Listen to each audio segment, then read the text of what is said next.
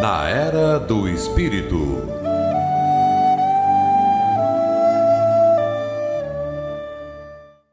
Bom dia, caros ouvintes da Rádio Guarujá, AM 1420.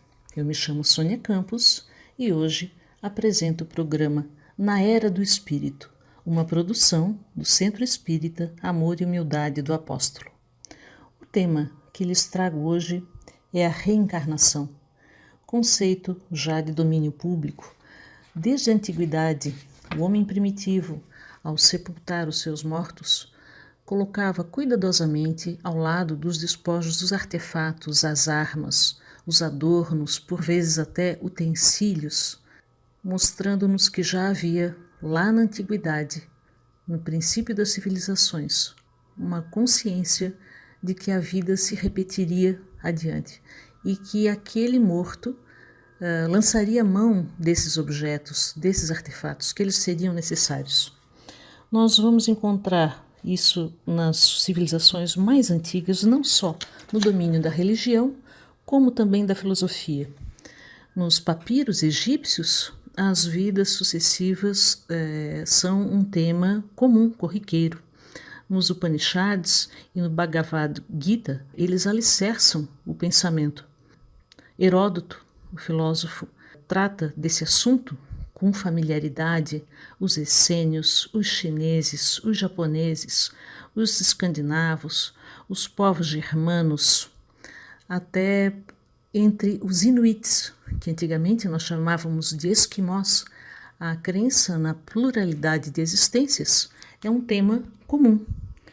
Nós encontramos também esses conceitos na Cabala e no Talmud.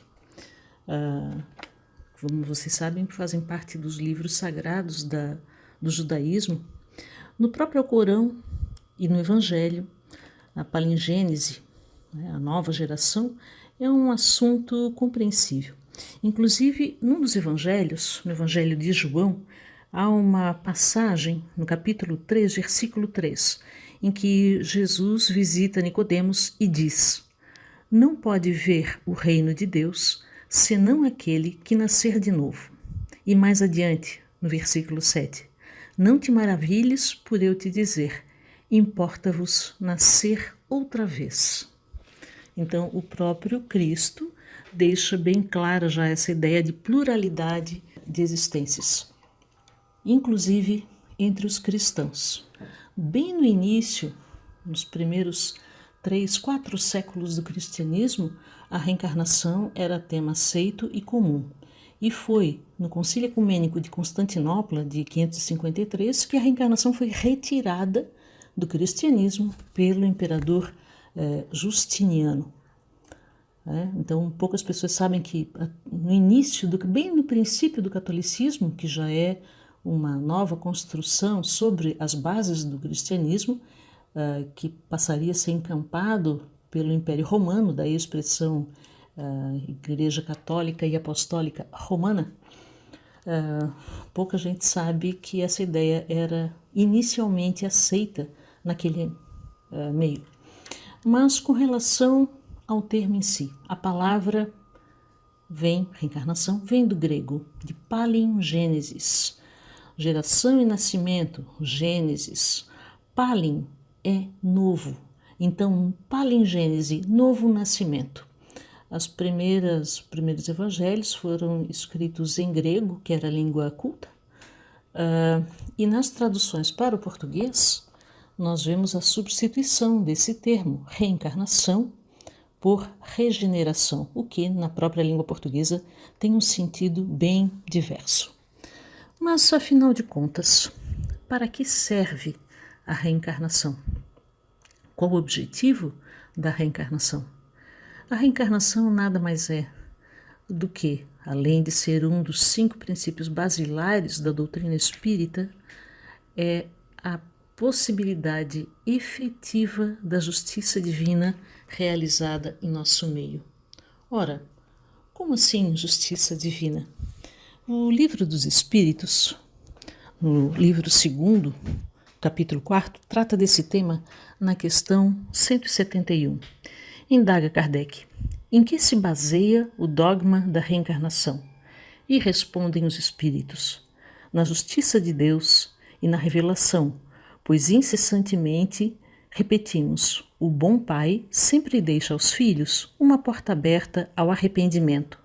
Não te diz a razão que seria injusto privar para sempre da felicidade eterna todos aqueles de quem não dependeu se melhorarem? Não são filhos de Deus todos os homens? Somente entre os homens egoístas se encontram a iniquidade, o ódio implacável e os castigos sem remissão. Pois bem, num dos comentários, Kardec esclarece que a doutrina da reencarnação, que consiste em admitir para o homem muitas existências, é a única que corresponde à ideia que fazemos da justiça de Deus, dessa justiça amorosa, misericordiosa, que cuida dos homens em formação, que tem uma moral ainda inferior. E é através da reencarnação que se pode explicar o futuro e firmar as nossas esperanças, porque ela apresenta os meios de resgatarmos os nossos erros mediante novas provações. Noutras palavras, se nós observarmos a nossa ambiência, tanto os disparates de ordem econômica, social, de saúde, tantas pessoas que passam por situações de grande dificuldade, ao passo que outras atravessam a encarnação num mar de facilidades, né? O fato de algumas pessoas serem tão bem dotadas intelectualmente e outras não tanto. Alguns irmãos que nascem em berço privilegiado, com oportunidades de toda sorte de crescimento intelectual e moral, e outros irmãos que sequer têm uma família estruturada que lhes dê o suporte mínimo à subsistência, né? Tantas diferenças não são compatíveis com a ideia que nós temos, em princípio, de um Deus soberanamente justo e bom. Não fosse a possibilidade de retornarmos à escola da matéria para, ingressando em novo corpo físico, em nova família, continuarmos o aprendizado que não se havia completado no passado. Essa é a conexão entre a reencarnação e a justiça divina. Outras questões que a gente pode levantar. As pessoas reencarnam assim ao acaso? Nós podemos dizer que, ao acaso, nada acontece no universo. Tudo tem um tempo de existência, a nossa vida orgânica tem um tempo de existência, uma razão de ser em determinada localidade, comunidade, família. Então, não reencarnamos assim ao acaso. Isso é fruto de um planejamento minudente, minucioso, para que todas as oportunidades possíveis sejam apresentadas para o nosso resgate. Na obra O Consolador, do Espírito Emmanuel, na psicografia de Chico Xavier, há uma expressão bem interessante, quando Emmanuel trata sobre as moléstias que nos afligem o corpo físico. E ele fala assim: podeis objetar que as injeções e os comprimidos suprimem a dor, todavia o mal ressurgirá mais tarde nas células do corpo. Indagareis aflitos quanto às moléstias incuráveis pela ciência da terra, e eu vos direi que a reencarnação, em si mesma, nas circunstâncias do mundo envelhecido dos abusos, já representa uma estação de tratamento e de cura, e que há enfermidades da alma tão persistentes que podem reclamar várias estações sucessivas, com a mesma intensidade nos processos regeneradores.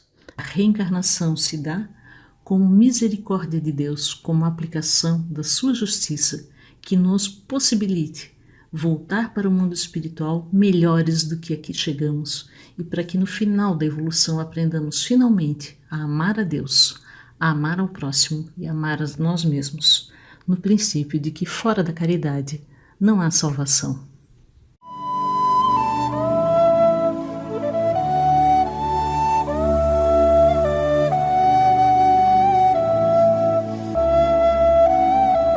Na Era do Espírito.